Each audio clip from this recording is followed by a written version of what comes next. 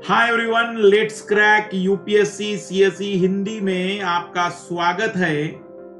आज हम बातचीत करने जा रहे हैं बिल्कुल बेसिक से, जो लाल लाली 2021, 22, 23 या आने वाले किसी भी वर्ष में जब यूपीएससी की प्रिपरेशन करेंगे तो कौन सी ऐसे सवाल हैं, कौन सी ऐसी बातें हैं, कौन से ऐसे डाउट है जो जनरली किसी भी शुरुआत करने वाले विद्यार्थी के मन में होता है। जैसे इस तैयारी या ये जो आईएएस की तैयारी है, ये यूपीएससी क्या है, आईएएस क्या होता है, या फिर इसके लिए क्या क्राइटेरिया होता है, या फिर मैं कह सकता हूं कि मेरा हिंदी माध्यम है, मैंने अभी तक कभी एक अच्छा विद्यार्थी नहीं रहा हूं, मेरी इंग्लिश कमजोर है। इन सारे सवालों को अब हम सवाल जवाबों के रूप में मैं आज आपके सामने रख दे रहा हूं, क्योंकि कई लाल लालियों की बेसिक जानकारी न होने के कारण वो कई बार छोटे छोटे सवाल पूछते रहते हैं। मैं चाहता हूं एक ही वीडियो में उन सारे सवालों के जवाब आपके सामने रख सकूं। आज की क्लास बड़ी इंटरेस्टिंग होगी, क्योंकि शायद इस क्लास के माध्यम से आप किसी भी विद्यार्थी तक ये सारे सवालों के जवाब पहुंचा पाएंगे जो आपके मन में कभी न कभी थे जब आप शुरुआत करने जा रहे थे। सभी को गुड इवनिंग, सभी का स्वागत है let's crack UPSC CSE channel पर। संक्षिप्त में मैं आपको एक छोटी सी बात बताना चाहूंगा कि आपकी तैयारी के लिए अब हम लेकर आ गए हैं अनअकैडमी आइकॉनिक सब्सक्रिप्शन, जहां पर आपको एक व्यक्तिगत मार्गदर्शन मिलता है। प्रतिदिन ईमेल के माध्यम से सारी जानकारी, आपका अपना डेली रूटीन मिलता है, आपके क्वेश्चन आंसर के क्या बेहतर चीजें उसमें हो सकती हैं, क्या उसमें इंप्रूवमेंट किया जा सकता है, वो सारी बातें आपको इसमें अवेलेबल की जाएगी। तो अनअकैडमी आइकॉनिक सब्सक्रिप्शन आपके लिए एक बेहतरीन विकल्प बनकर उभरा है। ज्यादा जरूरी रहेगा, बल्कि आपको अपनी तैयारी में एक पूरा गाइडलाइन हमेशा मिलता रहेगा। यह subscription MK live refer code use करने के बाद 1 ईयर और 2 ईयर में 57,600 और 89,100 रुपीज में अवेलेबल है। कहीं पर भी आप यदि नॉर्मल प्लस सब्सक्रिप्शन लेना चाहते तो उसमें भी कोई प्रॉब्लम नहीं है, बट हम शुरुआत करेंगे कि आप हमेशा आइकॉनिक को प्रेफर करिए यदि आपके पास कोई बैकग्राउंड, कोई व्यक्तिगत मार्गदर्शक नहीं रहता है। तो आइए सबसे पहले शुरुआत करते हैं, यूपीएससी क्या है। यूपीएससी भारत में एक संवैधानिक संस्था है जो संघ लोक सेवा आयोग के नाम से जानी जाती है। यूपीएससी का फुल फॉर्म है union public service commission. Commission मतलब एक प्रकार का आयोग है जो भारत में कई प्रकार की प्रतिस्पर्धी परीक्षाओं को आयोजित कराता है। तो यूपीएससी एक आयोग है जिसके द्वारा परीक्षाएं आयोजित कराई जाती है। सवाल है कि यूपीएससी का मुख्य काम क्या है। तो भारत में केंद्रीय स्तर पर ए ग्रेड की जुड़ी प्रतियोगी परीक्षाएं करवाना। ए ग्रेड की जुड़ी प्रतियोगी परीक्षाओं का मतलब क्या हुआ? ये सिविल सर्विस एग्जामिनेशन भी कराती हैं, जिसे हम सामान्य तौर पर आईएएस की परीक्षा कहते हैं। फिर ये कंबाइंड डिफेंस सर्विस एग्जामिनेशन, सेना के लिए जो उच्च पद होते हैं सीडीएस के द्वारा, नेशनल डिफेंस एकेडमी, और हम कह सकते हैं कि जो एनडीए की जॉब होती है वो भी इसी यूपीएससी के द्वारा आयोजित परीक्षा है। इंडियन इकोनॉमिक सर्विसेज भी यूपीएससी के द्वारा ली जाने वाली एक परीक्षा है, जिसमें इकोनॉमिक सेक्टर से जुड़ी हुई ए ग्रेड की जॉब वाली भर्तियां होती हैं। फिर असिस्टेंट कमांडर जो एग्जाम होती है, जिसे सीएपीएफ कहते हैं, assistant commander centre arm police force में, इसमें जो हवलदार और सब इंस्पेक्टर लेवल के जॉब होते हैं वो एसएससी भरती है, लेकिन जो असिस्टेंट कमिश्नर लेवल की जो जॉब होती है वो यूपीएससी के द्वारा भरी जाती है। फिर एक और परीक्षा, एक और एग्जामिनेशन यूपीएससी लेती है, IFS, Indian forest service examination. ये जो एग्जामिनेशन है लाल लालियो, ये एग्जामिनेशन भी फॉरेस्ट सर्विस में ए ग्रेड की जॉब के लिए मानी जाती है। यहां पर अगर हम बात करें तो CISF अब CAPF के अंतर्गत ही आता है, तो अब ये इसी में होने वाली एग्जाम है जो CAPF में होती है। फिर ESE, इंजीनियरिंग सर्विस एग्जामिनेशन, ये इंजीनियरिंग में सिविल वाली ब्रांच होगी, इलेक्ट्रॉनिक वाली ब्रांच होगी, तो गवर्नमेंट जो इंजीनियर वाले होते हैं, गवर्नमेंट इंजीनियर के लिए यह जॉब होती है। फिर उसके अलावा हम कह सकते हैं जो भारत सरकार के महारत्न नवरत्न कंपनियां हैं, उसमें अगर इंजीनियरिंग की जरूरत है तो वहां पर इसके द्वारा पोस्ट भरी जाती हैं। फिर मेडिकल के फील्ड में कंबाइंड मेडिकल सर्विस एग्जामिनेशन होता है। ये combined medical service examination medical MBBS करने वाले विद्यार्थियों के लिए मेनली अरेंज किया जाता है। और कंबाइंड जियो साइंटिस्ट, जिन लाल लालियों का जियोलॉजी होता है, उनके लिए होता है कंबाइंड जियो साइंटिस्ट एग्जामिनेशन। तो ओवरऑल यूपीएससी एक संस्था है और इस संस्था के माध्यम से आप देख सकते हैं कि लगभग 10 प्रकार की परीक्षाएं होती है। लेकिन इसके अलावा भी कई बार APMC जैसी परीक्षाएं, जो हम रेगुलर तो नहीं कह सकते हैं, लेकिन APMC जो कि प्रोविडेंट फंड में असिस्टेंट कमिश्नर की होती है, या फिर हम बात करें कि इसके अतिरिक्त भी कई बार जो एक्स ग्रुप वाली जो सर्विसेज होती हैं, वो भी यूपीएससी के द्वारा कंडक्ट होती हैं, जिसमें हम ये कह सकते हैं कि कई बार जैसे कि प्रमोशनल सर्विसेज होती है, उनके इंटरव्यू भी यूपीएससी कंडक्ट कराता है। तो यूपीएससी एक आयोग है जो लगभग भारत में ए ग्रेड के लेवल की कई एग्जामिनेशन कंडक्ट कराता है।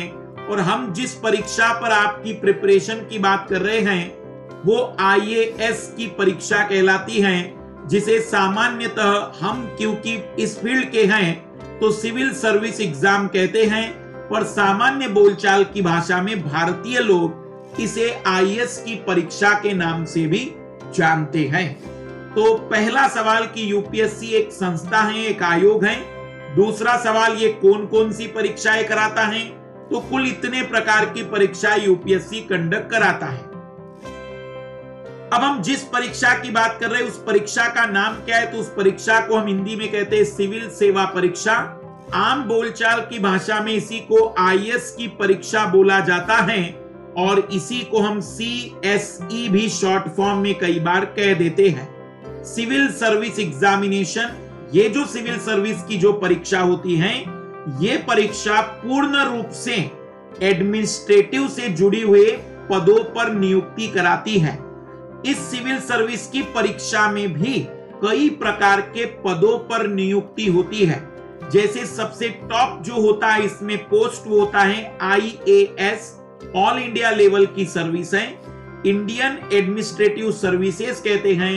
हर जिले में जनरली यह कलेक्टर, डिस्ट्रिक्ट मजिस्ट्रेट, इस प्रकार के नामों से जाने जाने वाला सबसे बड़ा प्रशासनिक अधिकारी होता है।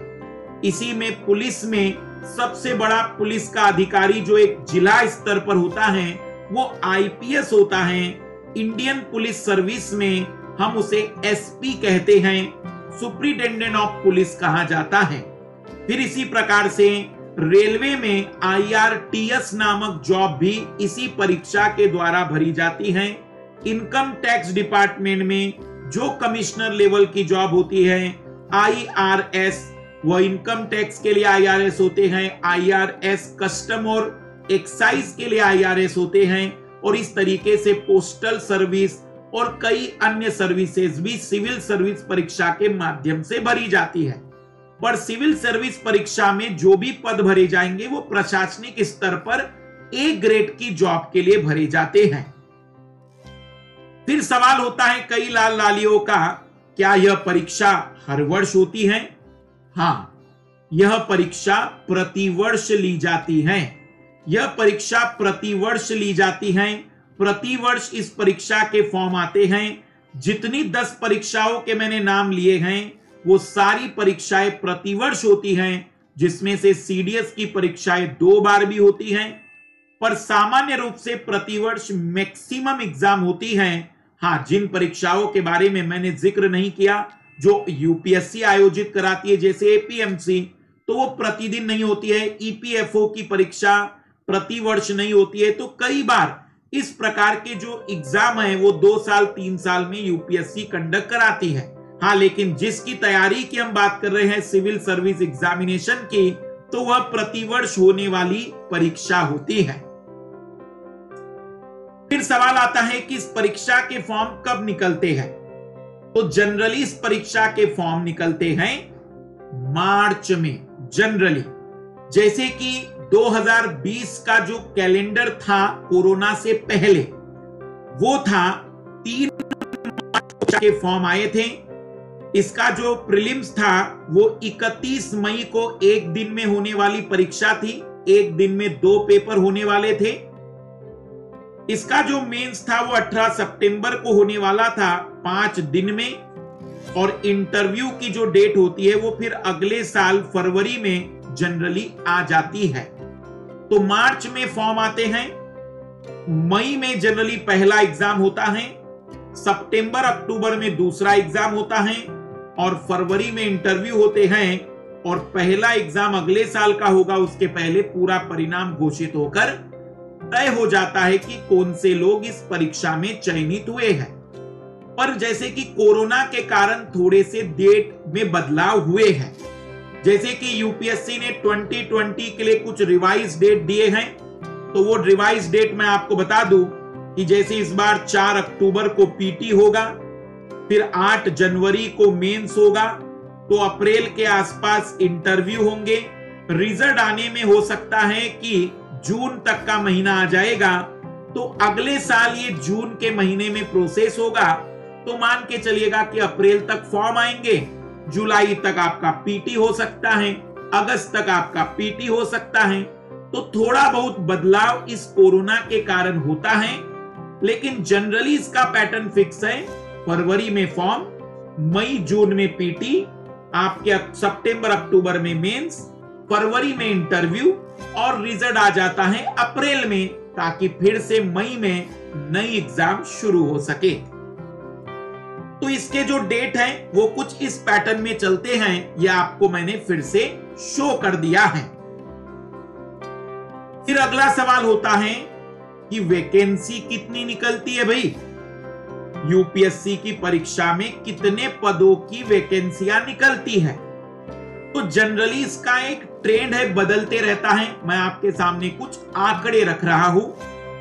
2011 में जहां पर 880 पद थे, 2012 में 1091 पद यूपीएससी ने निकाले थे, 1228, 2014 में 1364, 2015 में 1164, 2016 में 1079, 2017 में 980, 2018 में 782 और 2019 में 896।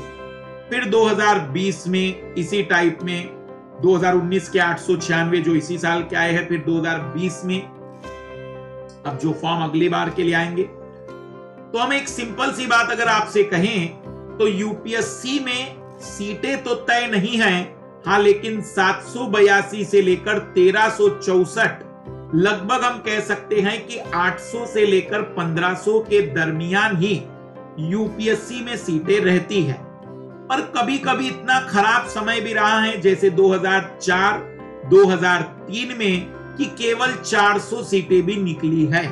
तो जनरली इसके जो पद हैं वो साल दर साल बदलते हैं। जिस समय फॉर्म आएगा उस समय आपको पता चल जाएगा कि इस बार कितनी वैकेंसी निकली है, ये स्पष्ट हो जाएगा।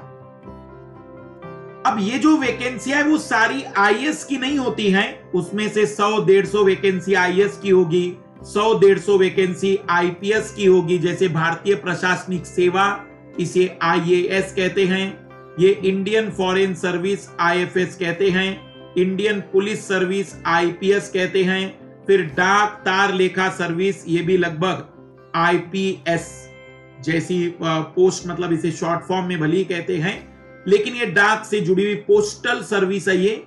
फिर उसी टाइप में ऑडिटिंग और अकाउंटिंग से जुड़ी हुई पोस्ट होती है, IAAS नामक पोस्ट होती है।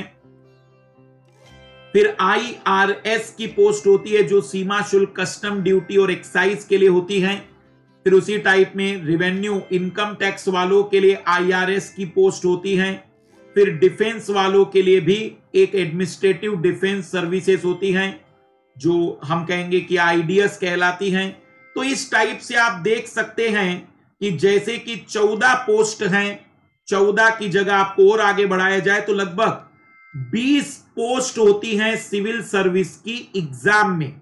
इसका मतलब ये जो सिविल सर्विस की एग्जाम में हमने आपसे कहा कि 1000 पद आए हैं, तो ये 1000 पद इन 20 अलग अलग पदों के लिए हैं, जिसमें से 100-150 IAS होंगे, 50-60 30-40 IFS होंगे, फॉरेन सर्विसेज होगी, फिर 100-150 के आसपास IPS होंगे, फिर जैसे जैसे और नीचे जाएंगे तो 40 पद इसके होंगे, 30 पद इसके होंगे, 20 पद इसके होंगे। जैसे मान लेते हैं कि इसके लिए हो सकता है 12 पद हो, इसके लिए 13 पद हो, इसके लिए 40 पद हो, इसके लिए 80 पद हो। इस तरीके से टोटल 20 सर्विसेज की एक साथ परीक्षा आयोजित की जाती है।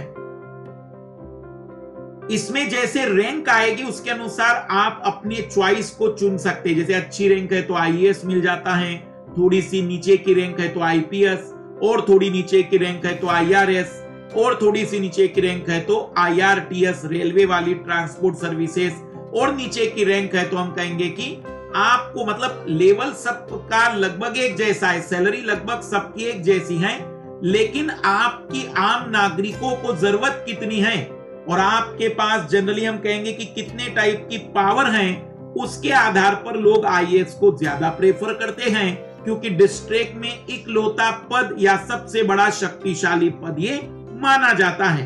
तो समय के साथ इनके नियुक्तियों की संख्या बदलती रहती है और लगभग 20 प्रकार के अलग अलग प्रशासनिक पदों पर ये सिविल सर्विस की एग्जाम आयोजित की जाती है। यहां पर जैसे कि और 4 आ गए, 24 पद आ गए हैं।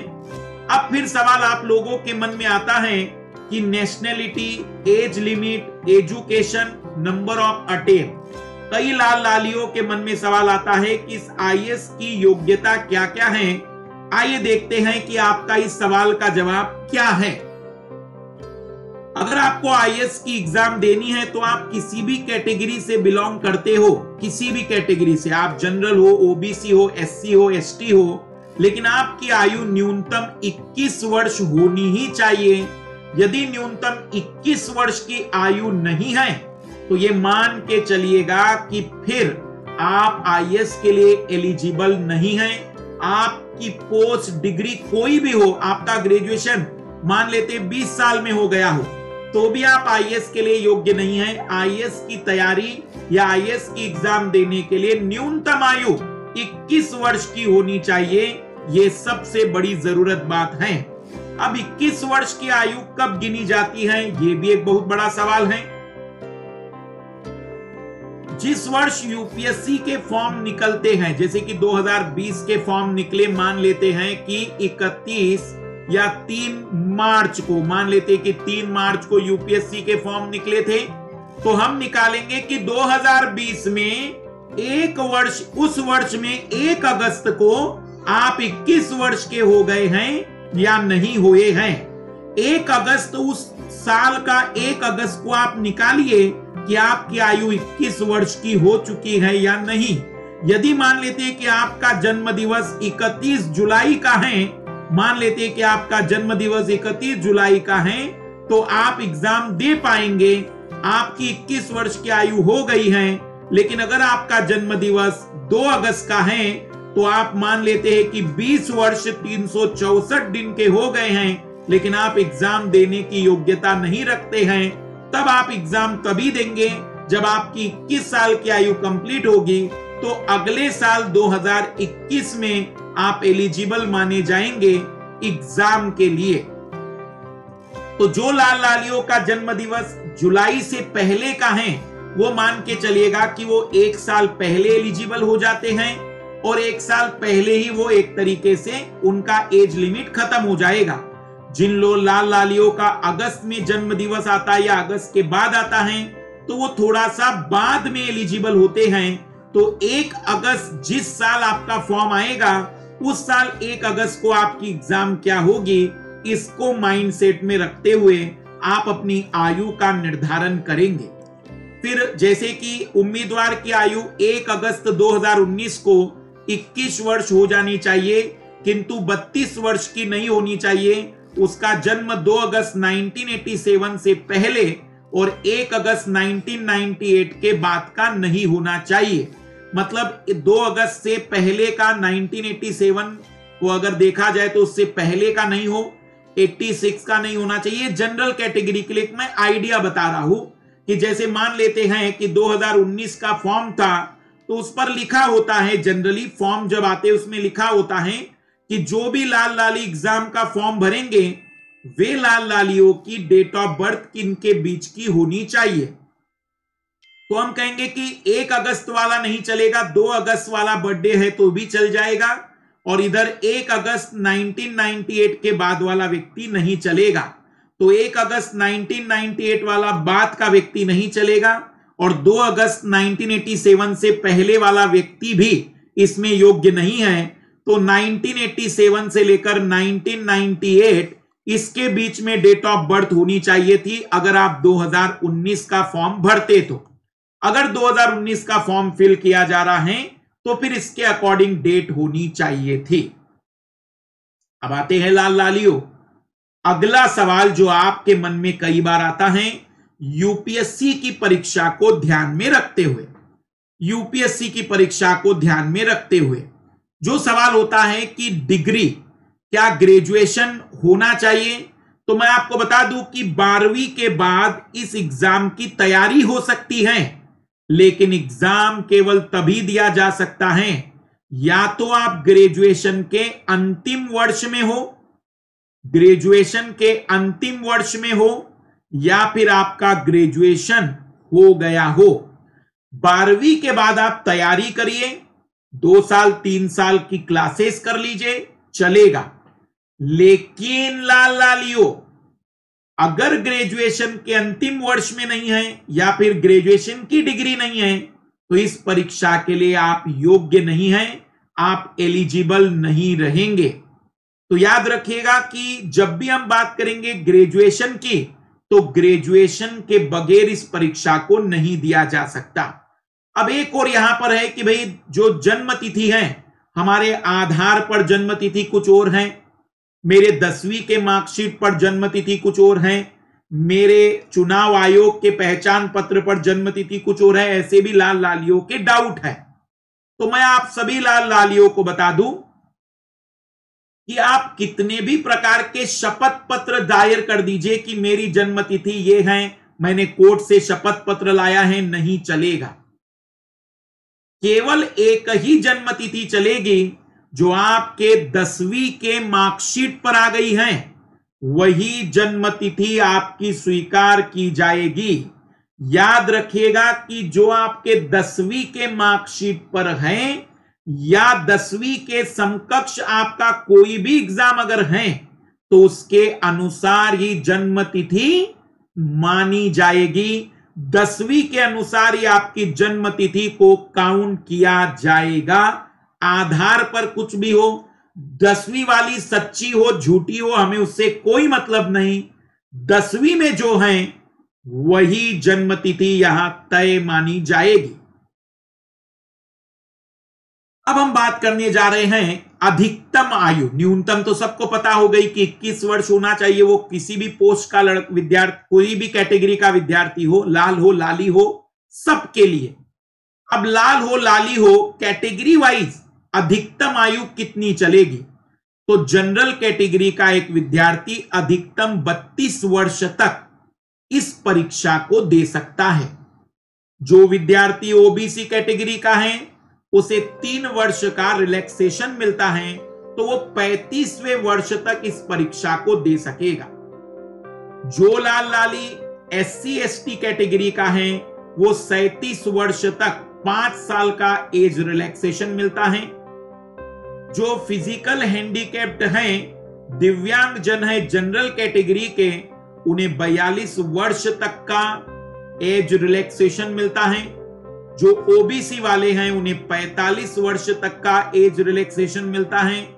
और जो physically handicapped SC ST category के होंगे उन्हें 47 ईयर तक एग्जाम देने का मौका मिलता है। तो general, OBC, SC ST, physically handicapped general, physically handicapped OBC, physically handicapped SC ST इस आयु तक इस परीक्षा को देने के लिए योग्य माने जाएंगे। 1 अगस्त के अकॉर्डिंग एज काउंट होगी जिस साल आप फॉर्म भरेंगे। अब आते हैं general category, OBC, SC ST सबकी बात अगर हम करें, ओबीसी में क्रीमिलियर हो या नॉन क्रीमिलियर हो बात एक ही रहेगी, बात एक ही रहेगी।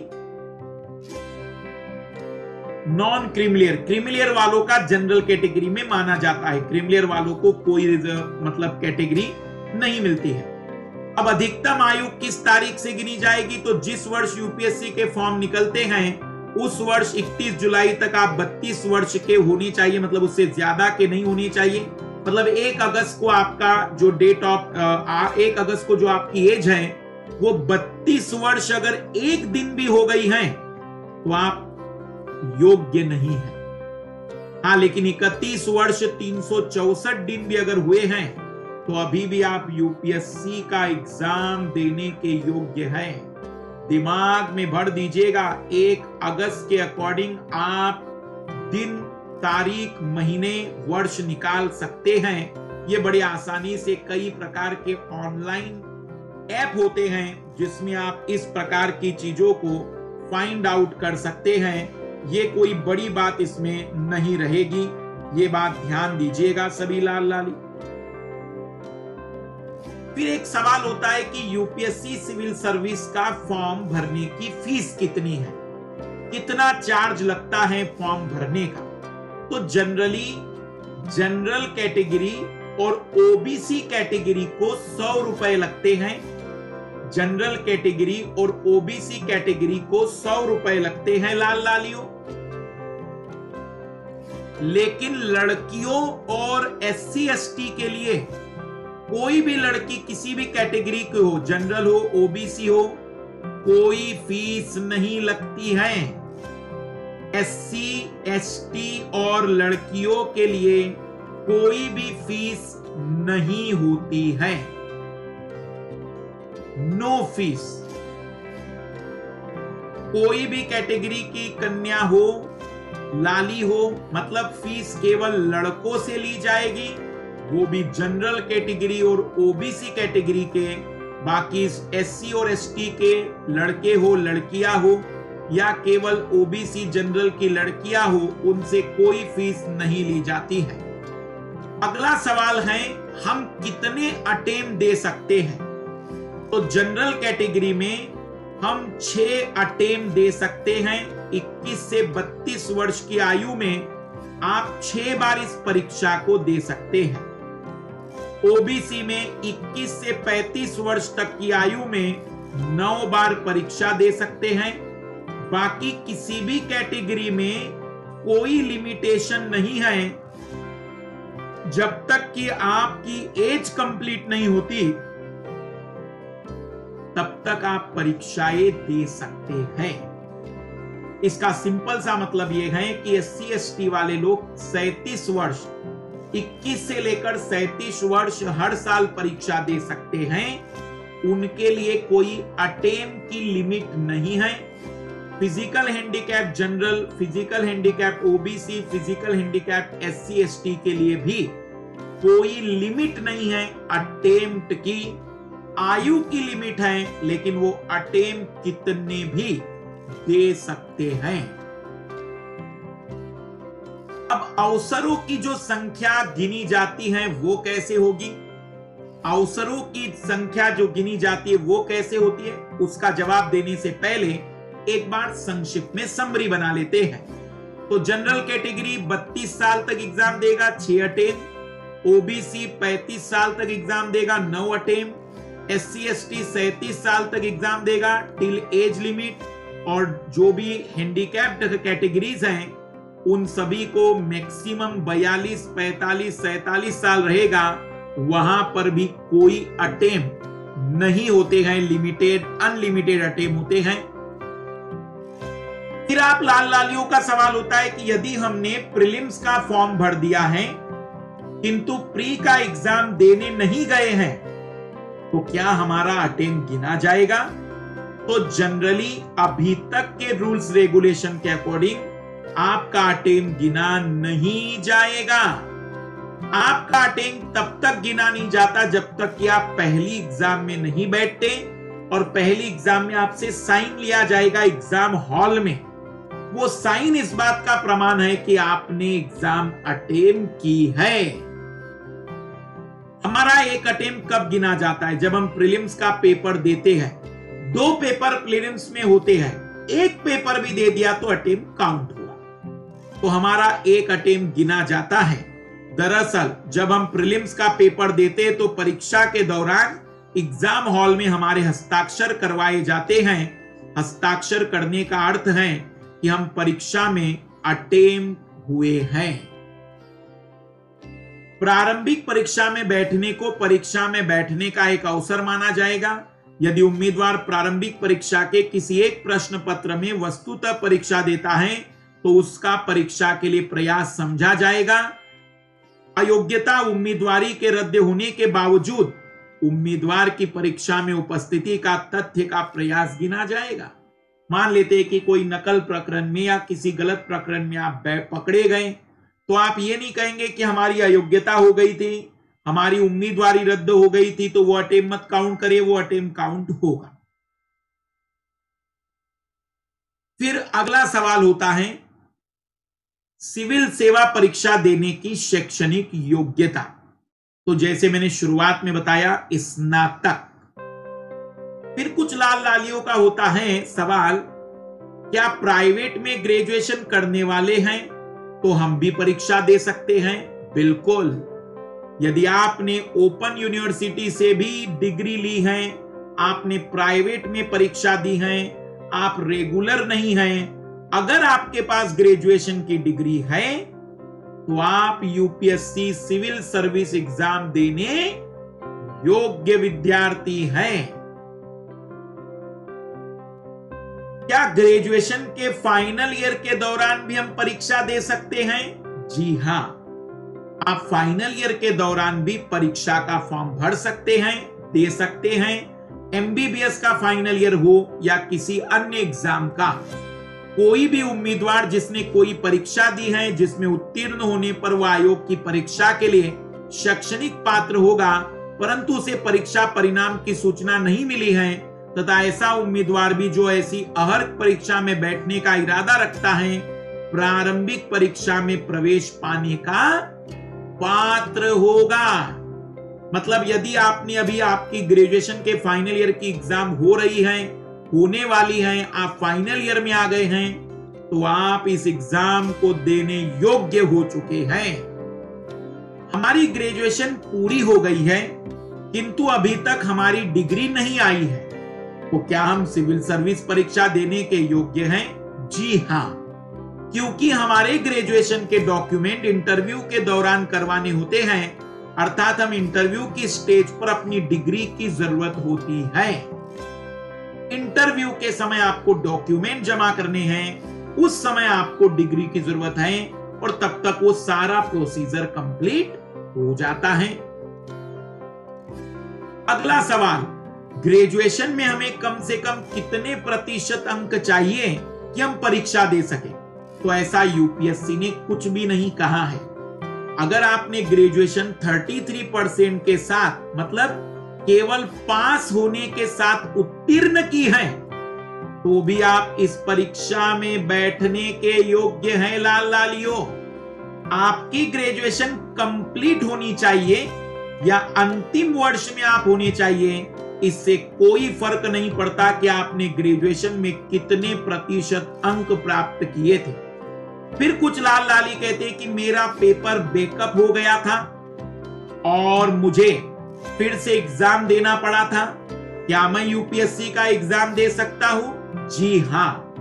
आप 12वीं में फेल हो गए थे, 10वीं में फेल हो गए थे, आपके पास ग्रेजुएशन में आपका 1 ईयर बैक हो गया था, आप 1 साल का गैप किए थे ग्रेजुएशन में, कुछ भी हुआ हो, अगर डिग्री आ गई है और उस डिग्री पर लिखा गया है कि आप पास हैं, तो लाल लालियों आपने यूपीएससी की परीक्षा देने की योग्यता हासिल कर ली है। यदि स्पष्ट है कि आपने ग्रेजुएशन कंप्लीट कर दिया है तो यह तय हो गया है कि आपने यूपीएससी के लिए आवश्यक क्राइटेरिया पूरा कर दिया है। एग्जाम का पैटर्न क्या होता है? फिर लाल लालियों का डाउट है कि एग्जाम का पैटर्न क्या है। तो इस एग्जाम के 3 स्टेजेस हैं, प्रीलिम्स, मेंस, इंटरव्यू। यहां मैं आपको बता दूं, प्रीलिम्स जब तक पास नहीं होंगे तब तक ये एग्जाम देने को नहीं मिलेगी, जब तक मेंस पास नहीं होंगे तब तक ये स्टेज नहीं होंगे। प्रीलिम्स में फेल तो अगले साल प्रीलिम्स में बैठेंगे, मेंस में फेल तो भी अगले साल प्रीलिम्स से शुरुआत करेंगे। इंटरव्यू होने के बावजूद भी फाइनल रिजल्ट आपका नहीं आया पॉजिटिव तो भी आप प्रीलिम्स से ही शुरुआत करेंगे।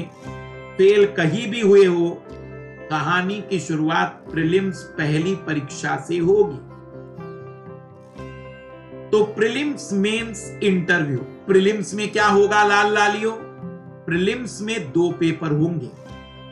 पेपर 1 जिसे जनरल स्टडी का पेपर कहा जाएगा, इसी पर आपका चयन तय होगा। जनरली 200 मार्क्स के पेपर में कट ऑफ 95 मार्क्स से लेकर 105, 112 मार्क्स तक भी गया है। इसका मतलब 200 अंकों में से यदि आपके 95 से 112 के बीच में कट ऑफ वेरी करता है, अगर पेपर कठिन आया है तो कट ऑफ ज्यादा होगा, अगर पेपर सिंपल आया है, पेपर कठिन आया तो कट ऑफ कम होगा, पेपर सिंपल आया तो कट ऑफ ज्यादा होगा। इसके अनुसार कट ऑफ तय होता है। लेकिन दूसरा पेपर सीसेट का होता है जिसे क्वालिफाइंग पेपर कहा जाता है। यहां मैं आपको बता दूं कि क्वालिफाइंग का मतलब है 200 में से 66 अंक इसमें आने चाहिए लाल लालियों। अगर 66 अंक इसमें नहीं आए तो यह पेपर आपका चेक नहीं होगा, आप पहली एग्जाम में फेल घोषित कर दिए जाएंगे। यहां पर मान लेते आपके 150 है और यहां आपके 65 है तो आप फेल हैं। यहां आपके 150 हैं और यहां आपका कट ऑफ नहीं पार हुआ तो भी आप फेल हैं। तो यहां पर आपको न्यूनतम 66 लाने हैं और यहां जितना कट ऑफ जाएगा उससे ज्यादा या उतने नंबर लाने हैं। ये प्रीलिम्स की परीक्षा के 2 पेपर हैं। मेंस की परीक्षा में कुल 8 पेपर होने वाले हैं। इन 8 पेपरों में इन दोनों पेपरों के मार्क्स आपके परिणाम में जोड़े नहीं जाएंगे, जिन्हें लैंग्वेज के पेपर कहा जाता है। इसमें पास होने के लिए 75 अंक आने चाहिए और इसमें पास होने के लिए 90 अंक आने चाहिए। जैसे आप जो लैंग्वेज कंपलसरी लिखा है उसमें हिंदी ले सकते हैं, मराठी ले सकते हैं। 22 भाषाएं जो संविधान में हैं उनमें से कोई भी भाषा का उपयोग आप कर सकते हैं। तो ये 300 अंक में 90 अंक होने चाहिए, पर इंग्लिश में 75 अंक होने चाहिए। ये दोनों अंक यदि आपने फुलफिल नहीं किए तो आपको यह भी नहीं बताया जाएगा कि आपने GS paper 1, GS paper 2, GS paper 3, 4 में कितने अंक अर्जित किए थे। हम आपकी मार्कशीट पर लिख देंगे कि नॉट एलिजिबल, आप फेल हो गए हैं कंपलसरी पेपर में, आपके पेपर ही हमने चेक नहीं किए थे। इसलिए इन दोनों पेपरों में न्यूनतम अंक लाना कंपलसरी है। बाकी जीएस पेपर 1 250, 250, 250, 250 4 पेपर आपके होंगे जीएस के, 1 पेपर होगा निबंध का और 2 पेपर होंगे आपके ऑप्शनल के। तो अगर वैसे टोटल पेपर देखे जाए तो 9 होते हैं।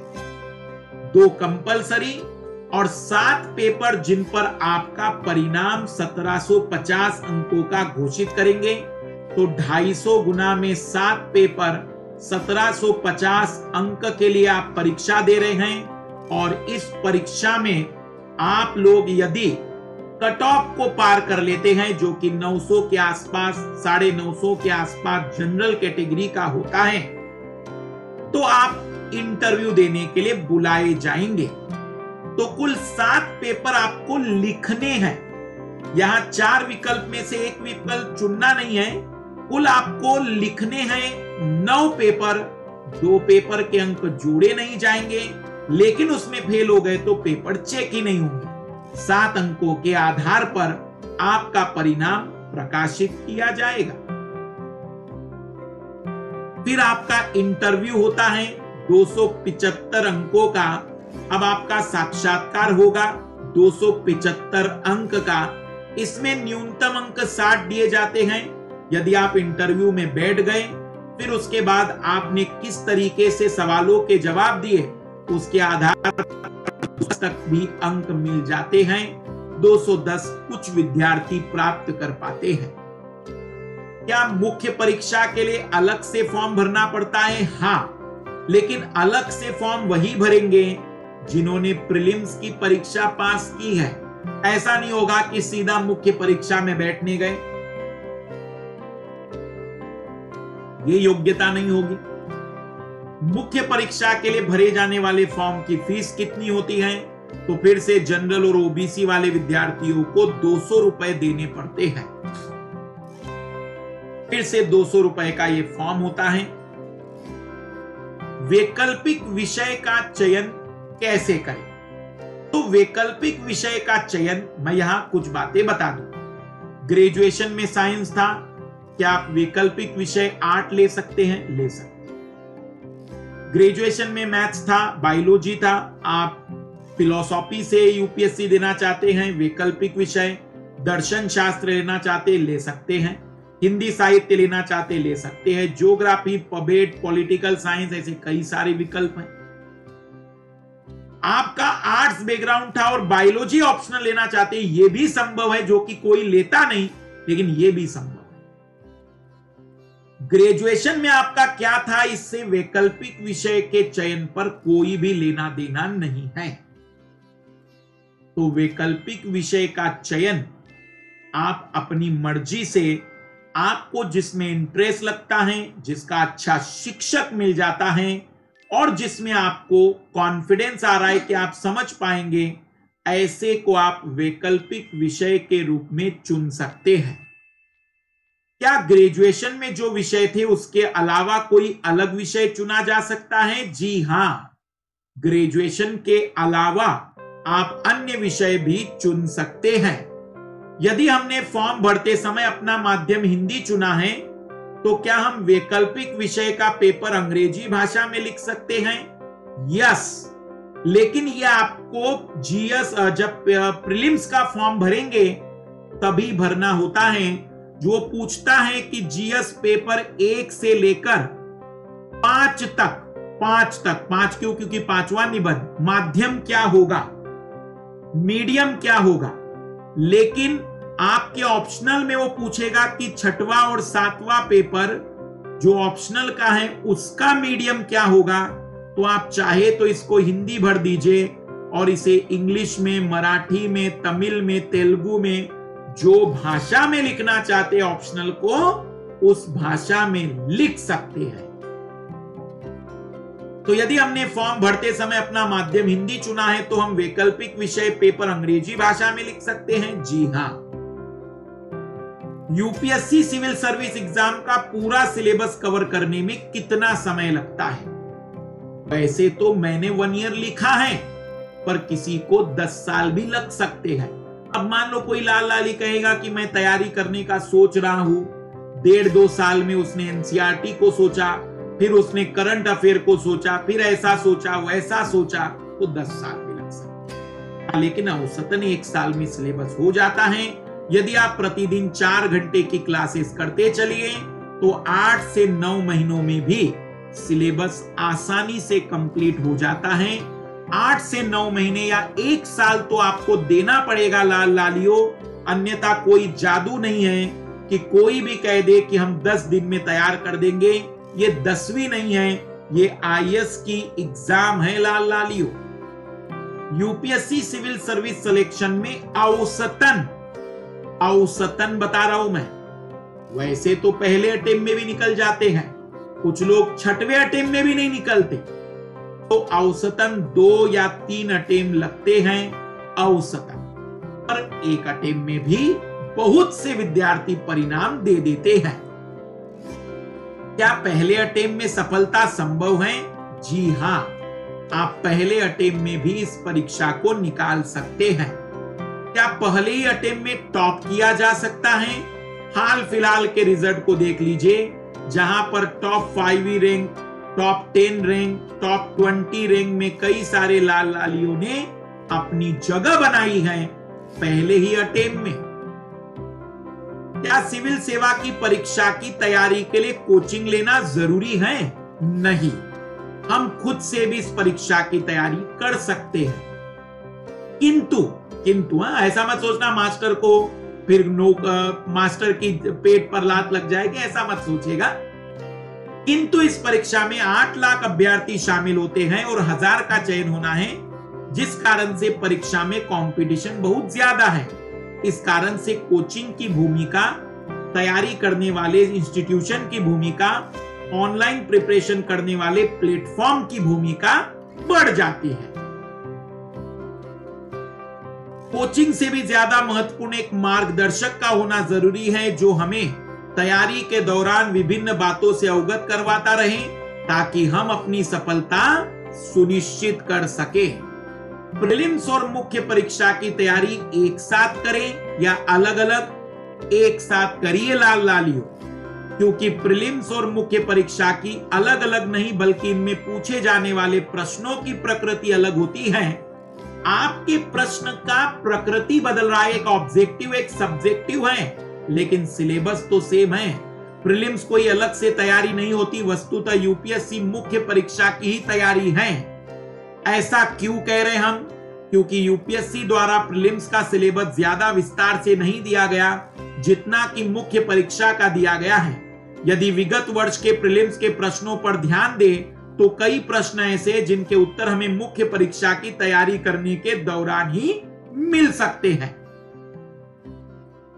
जैसे किस प्रधानमंत्री के कार्यकाल के दौरान भारतीय संविधान में 9वीं अनुसूची जोड़ी गई थी? तो ये 9वीं अनुसूची जोड़ी गई थी जवाहरलाल नेहरू के कार्यकाल में। लेकिन ये तब पता चलेगा जब हम जानते हैं कि 9वीं अनुसूची क्यों जोड़ी गई, उसके पीछे के कारण क्या क्या थे। भारत के संविधान के संदर्भ में निम्नलिखित कथनों में से कौन से कथन सही है? किसी भी केंद्रीय विधि को संवैधानिक रूप से अवैध घोषित करने की उच्चतम न्यायालय की अधिकारिता नहीं होगी। भारत के संविधान के किसी भी संशोधन पर भारत के उच्चतम न्यायालय द्वारा प्रश्न नहीं उठाया जा सकता। इसका उत्तर आएगा कि दोनों ही गलत हैं। अब ये सवाल आप पीटी की तैयारी में कैसे करेंगे? जब तक कि आपने मेंस के तैयारी को बेहतर नहीं किया है, पीटी में ऐसे सवाल आप हल नहीं कर पाएंगे। इसलिए पीटी और मेंस की तैयारी को एक साथ करना चाहिए। तो फिर प्रीलिम्स की तैयारी कैसे करें? मुख्य परीक्षा की गहनता से तैयारी करें और प्रीलिम्स के लिए प्रीवियस ईयर क्वेश्चन और मॉक टेस्ट को सॉल्व करें। यही आपको प्रीलिम्स में सबसे सही मार्गदर्शन देगा। जितने लाल लालियों ने पीटी निकाली होती है, उनका अधिकतर का अपना अनुभव कहता है कि जब उन्होंने प्रीवियस ईयर के क्वेश्चन को अटेम्प्ट किया तो वो कॉन्फिडेंस में आए, लेकिन वो तब कॉन्फिडेंस आया था जब उन्होंने अपनी मेंस लेवल तक की तैयारी कर ली थी लाल लालियों, जीएस पेपर 1, 2, 3 की। फिर सवाल होता है कि मैं ग्रामीण पृष्ठभूमि से आता हूं, सिविल सेवा परीक्षा की तैयारी के दौरान मेरे सामने कुछ चुनौतियां हैं, इसका समाधान कैसे कर सकता हूं? जैसे आर्थिक चुनौती आती है कई लाल लालियों की, मेरे पास पैसे नहीं है। मैं आपको बता दूं, यदि मन में लगन है, मेहनत करनी है, हिम्मत करनी है, तो आप खुदा को भी ढूंढ सकते हैं लाल लालियों। यूट्यूब पर भी बहुत से कंटेंट हैं। जिन लाल लालियों के पास आर्थिक समस्या नहीं है, उनको इतना ढूंढने की जगह पर वह सीधा अनअकैडमी लर्निंग प्लेटफॉर्म पर जुड़कर सीधी तैयारी कर सकते हैं, जिन्हें थोड़ा सर्च करना पड़ेगा, ढूंढना पड़ेगा यदि उनके पास आर्थिक सक्षमता नहीं है। मेरी इंग्लिश बहुत कमजोर है, क्या मैं सिविल सेवा की परीक्षा दे सकता हूं? जी हाँ। इंग्लिश के कमजोर होने या इंग्लिश की अनिवार्यता नहीं है, क्योंकि सब कुछ हिंदी में होने वाला है। हाँ, लेकिन जो कंपलसरी 300 में से 75 हैं, केवल 25% अंक की जरूरत है और इसे प्राप्त करना कोई बड़ी बात नहीं है यदि आप मेहनत करने के लिए तैयार हैं। इंग्लिश हमें कोई बोलने वाली या बहुत ज्यादा फर्राटेदार नहीं होनी चाहिए, बट एक सामान्य समझ शब्दों की होनी चाहिए। हमें शशि थरूर जैसी अंग्रेजी की जरूरत नहीं, हमें एक सामान्य शब्द समझ में आने चाहिए कि पास्ट का मतलब, वेयर का मतलब, ये इतना तो ही नॉलेज होना चाहिए। मेरी राइटिंग अच्छी नहीं है, ग्रामर में भी मिस्टेक करता हूं, क्या इससे सिविल सेवा परीक्षा पर कोई प्रभाव पड़ सकता है? मैं अपनी इस कमियों को कैसे दूर करूं? तो सबसे पहले राइटिंग ऐसी होनी चाहिए बस कि समझ सके, कोई पढ़ सके। अगर ऐसी राइटिंग है तो बुरी नहीं, अच्छी राइटिंग है। ग्रामेटिकल मिस्टेक अगर ज्यादा हो रही है तो थोड़ी सी प्रैक्टिस 10-15 दिन किताब में से देख देख कर लिखने की करो, और जब हाथों को मात्राएं याद हो जाएगी तो ये समस्या दूर हो जाएगी। थोड़ा सा अतिरिक्त काम, यदि ज्यादा ही मिस्टेक आपके हिंदी लिखने में हो रहा है तो आप इस तरीके से करिए। अंग्रेजी लिखने में हो रहा है तो आप थोड़ा सा प्रतिदिन आधा घंटा 1 घंटा जब भी आप अपना नोट्स बना रहे हैं तो आप न्यूज़पेपर या फिर कोई किताब में से देख देख कर लिख लो। मैं हिंदी माध्यम से हूं, क्या इंटरव्यू में मेरे से अंग्रेजी में प्रश्न पूछे जाएंगे? यदि पूछे जाते तो क्या मैं उन सवालों का जवाब हिंदी में दे सकता हूं? 100%। यदि आप उनसे कहेंगे कि आपको क्वेश्चन समझ में आ रहा है पर आप हिंदी में कंफर्ट है, तो आप रिक्वेस्ट कर सकते हैं और वो मना नहीं करते, क्योंकि उन्हें यकीन है कि आप एक बुद्धिजीवी व्यक्ति हैं और हम आपकी भाषा का ज्ञान परीक्षण करने नहीं आए हैं, क्योंकि भाषा का ज्ञान आपने कंपलसरी इंग्लिश में कवर कर दिया है। हम तो जानना चाहते हैं कि आपका प्रस्तुतिकरण, आपके बोलने का तरीका कैसा है। उन विषयों पर हम आपसे जानकारी जुटाना चाहते हैं, इसलिए इसका कोई तनाव मत लीजिएगा। हिंदी माध्यम से तो इंटरव्यू आप शुद्ध रूप से हिंदी में दीजिए, कोई आपको कुछ भी नहीं कहेगा। आप सर की जगह महोदय कहिए और भी अच्छा लगेगा। इंटरव्यू शुद्ध हिंदी में आप पूर्ण रूप से दे सकते हैं।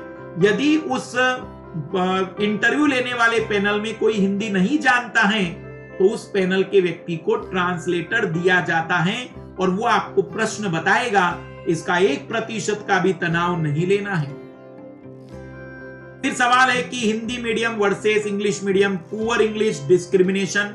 तो वास्तव में हिंदी माध्यम अंग्रेजी माध्यम के परिणामों में पिछले कुछ समय से जो भेद दिख रहा है उसका बड़ा रीजन है हिंदी माध्यम के विद्यार्थी का पीटी नहीं निकाल पाना। उसका बड़ा रीजन है आने वाले बदलाव जो 2011 से हुए हैं उसके अनुरूप माध्यम में, हिंदी माध्यम में बेहतर कंटेंट और बेहतर एजुकेटर की कमी होना। और उसका बड़ा रीजन है हिंदी माध्यम के विद्यार्थी का थोड़ा सा मेहनत इतनी ज्यादा करता है, लेकिन भावुकता के कारण कई बार वो दिशा से भटक जाता है। लेकिन हिंदी माध्यम के विद्यार्थी की गुणवत्ता, हिंदी माध्यम के विद्यार्थी की काबिलियत कहीं से कहां तक इससे कम नहीं होती है। वो फर्स्ट रैंक लाएगा, ये हमने भी तय करने की बात कर दी है। हमारा पूरी तरह से तैयारी हमने कर दी है कि कुछ भी हो जाए हिंदी माध्यम में फर्स्ट रैंक आनी चाहिए।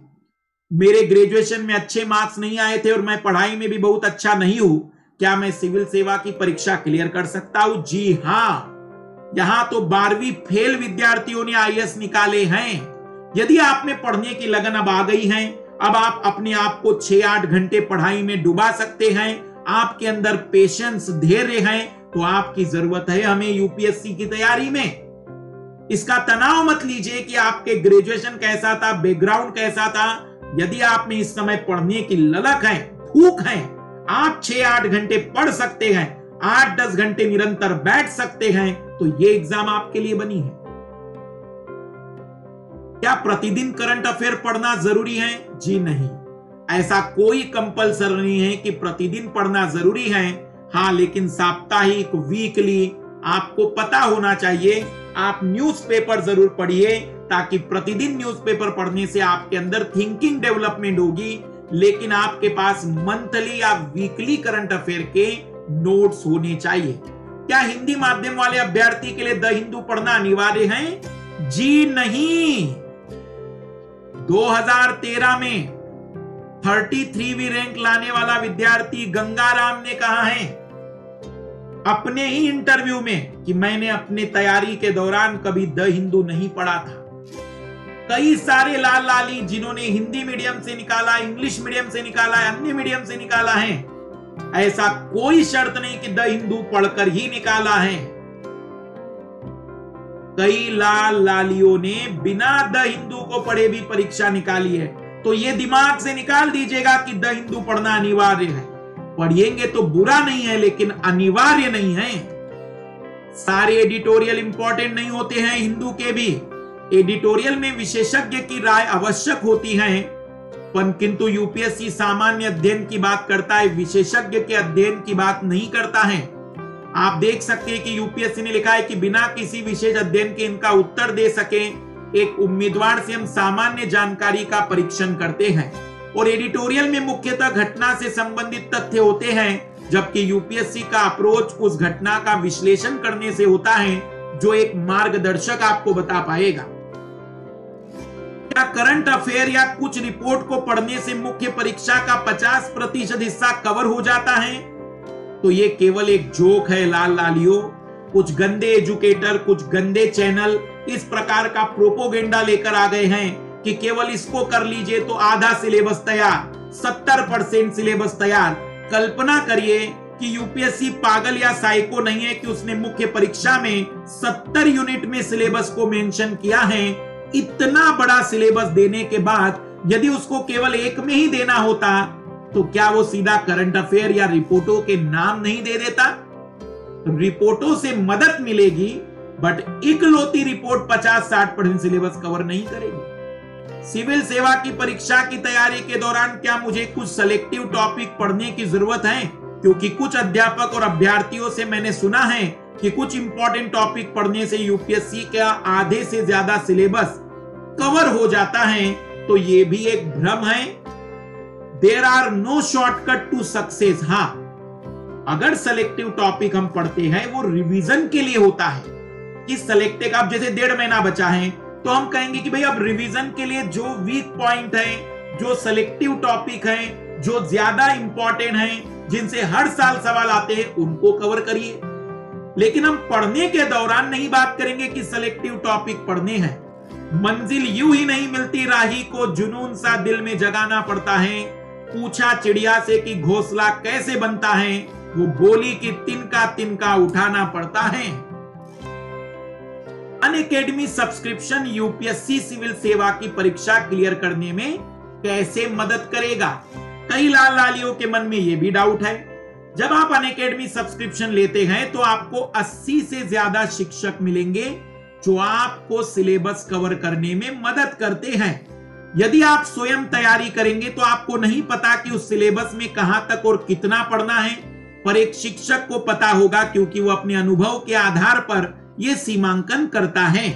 और इसीलिए अगर सब्सक्रिप्शन लिया जाता है तो आपको एक मार्गदर्शक, एक सीधा पॉइंट, हम कहें कि आपको एक गाइडलाइन मिल जाती है, और उसके मद्देनजर एक अच्छे एजुकेटर के अंडर में आप 6 से 8 महीने में अपने अंदर एक आत्मविश्वास जगा लेते हैं।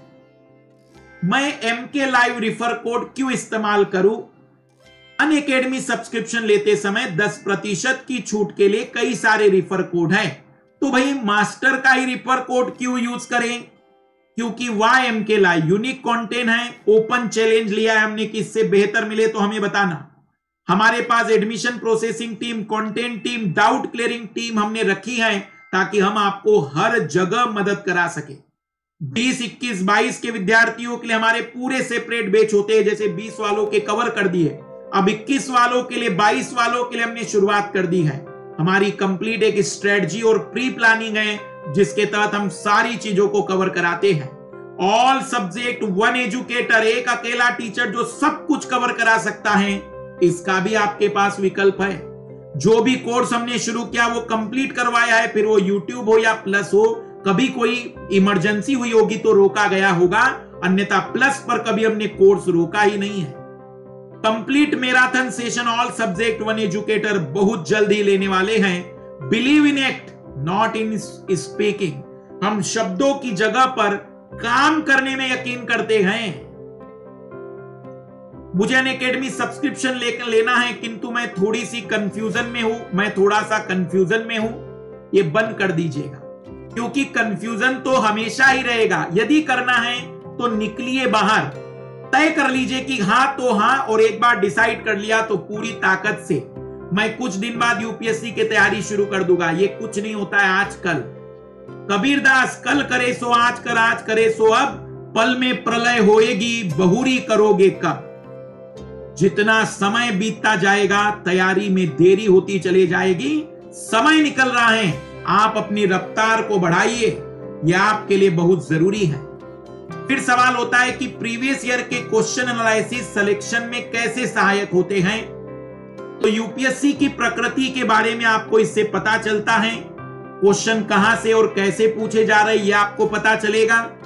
आप पेपर के लेवल और स्टैंडर्ड को समझ पाएंगे, आपको पता चलेगा कि कैसी तैयारी होनी चाहिए। हम अपनी तैयारी की जांच कर पाएंगे कि कितनी तैयारी है और अभी हमें कितनी और करनी है। कोई टीचर, एजुकेटर या कोचिंग आपको नहीं बता सकती कि आपको कितनी तैयारी है, और वो भी 2-4 प्रश्नों को चेक करके या आपसे 10-15 मिनट बात करके। इसके लिए आपको जरूरी रहेगा तैयारी के बाद एग्जाम देना है या नहीं देना है, या आप एग्जाम से 10 दिन पहले आप प्रीवियस ईयर क्वेश्चन पेपरों को देखेंगे तो आइडिया लगेगा। या आप स्वयं विश्लेषण करना है कि आपकी तैयारी कितनी है, अभी और क्या करना बाकी है, और आपके वीक पॉइंट, स्ट्रॉन्ग एरियाज क्या हैं, एक्सेट्रा। यह आप प्रीवियस ईयर के पेपर को हल करके ही जान सकते हैं। अपनी तैयारी का स्व मूल्यांकन करने का इससे अच्छा और बेहतर कोई पैमाना नहीं है। अच्छा कंटेंट होना कभी भी सिलेक्शन के लिए बहुत जरूरी है, क्योंकि अच्छा कंटेंट होगा तो टॉपिक पर अच्छे से समझ विकसित होगी। एग्जाम में अच्छा उत्तर लिखोगे तो नंबर अच्छे आएंगे। अपने ज्ञान और समझ को विकसित करने में आपकी मदद करेगा। अच्छा कंटेंट आपको समग्रता लाएगा, आप कई विषयों को इंटीग्रेट कर पाएंगे। और नोट्स क्यों जरूरी है? तो नोट्स जरूरी है बनाना, रिवीजन करने में सहायक होते हैं नोट्स, बेहतर समझ विकसित करने में सहायक होते हैं। और रिवीजन में क्योंकि कम समय होता है, 5 दिन में पूरा सिलेबस कवर करना है मेंस का, तो वो नोट्स के बगैर इम्पॉसिबल है। लाल लालियों, सभी को मैं बता दूं कि मैंने लगभग जितने आप लोगों के डाउट आए थे उनके हर सवाल का जवाब देने की कोशिश की है। इसे शेयर करिएगा जरूर जिन लाल लालियों को शुरुआत करनी है, जिन लाल लालियों को अपनी यूपीएससी में पहला कदम रखना है। और इस क्लास के नीचे आप अपने कमेंट्स भी देते चलिएगा कि आपका यदि कोई सवाल रुक गया है और अभी कोई सवाल का जवाब आपको चाहिए, तो बहुत जल्द ही मैं इसका एक और पार्ट लेकर आपके सामने फिर उपस्थित होगा, ताकि मैं आपको फिर से आपके सवालों के सारे जवाब लिखित में दे सकूं। ये मेरी एक नई पेशकश थी कि मैं आपको लिखित में जवाब दे सकूं, क्योंकि कई सारे सवाल आस्क मी एनीथिंग में भी मैंने लिए, लेकिन फिर भी कई सारे लाल लालियों के सवाल रह जाते हैं। तो जो सवाल अब आपके बच गए होंगे, आप फिर से इसके नीचे कमेंट्स कर दीजिएगा, हमारी टीम उसे नोट कर लेगी और फिर जल्द ही अगले वीडियो में हर सवाल के जवाब पेश करेगी। हम आपको बता दें कि साइंस टेक्नोलॉजी पर 12 अगस्त से हमारे नए बैच शुरू हो चुके हैं, और आइकॉनिक सब्सक्रिप्शन इस समय आपके लिए सबसे बेहतरीन विकल्प है।